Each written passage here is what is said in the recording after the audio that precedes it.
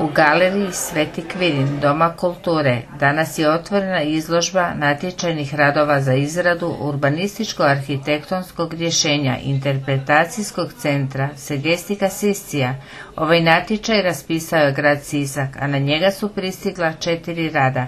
Pobjednički rad koji potpisuju Sara Jurinčić, Aleksandar Matijašević, Dina Mišković te Tatjana Barišić-Antolić bit će jedinstven u Europi. Osnovna vizija je bila približiti centar korisnicima, znači ne napraviti zatvorenu zgradu koja ne komunicira s okolinom, nego napraviti, dakle, ono što sam rekao i ranije, više ulaza i više neovisnih modela korištenja. Dakle, vi kao korisnik možete doći samo u konferencijsku dvoranu ili vi kao korisnik možete doći samo u muzej ili samo u knjižnicu.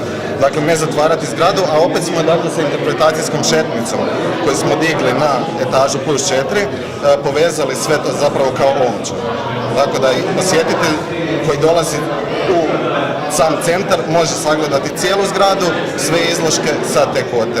Veliko je zadovoljstvo što nakon 2 godine što smo kupili konkretno zgradu za 2 milijuna kuna od bivše Segestice, smo došli u fazu da nam Ministarstvo kulture u 100% iznosu financira izradu dokumentacije.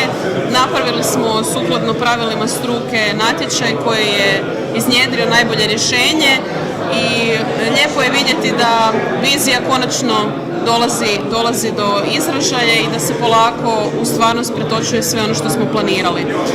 Na ovaj način grad Sisak će dobiti jedinstveni interpretacijski centar arheološke baštine, prije svega jedinstven na području Europe, ne samo zbog toga što će biti energetski učinkoviti objekt, nego zato što će objedinjavati sve segmente od samog istraživanja na lokalitetu od strane struke do konačnog proizvoda prezentacije tog istog nalaza. Znači, tu će biti mjesta i za turiste, i za školske grupe, i za konzervatore, i za sve istraživače koji se bave sa arheološkim nalazima. Preko puta, dakle, same nekretnine u kojoj će biti interpretacijski centar je jedno od vrijednijih nalazišta arheoloških u Republici Hrvatskoj, nalazište Svetog Kvirina. I zaista godinama slušam od Siščana da svo sisačko arheološko blago od Segestice, ali i od Siscije, koje je bilo značajno rimsko središte i kovnica novca i vojno središte, nije dovoljno valorizirano, nije dovoljno prezentirano. Na ovaj način ćemo tu nepravdu riješiti i kroz jedan jedinstveni, znanstveni i turistički i kulturni i baštinski arheološki projekt objediniti sve te funkcije.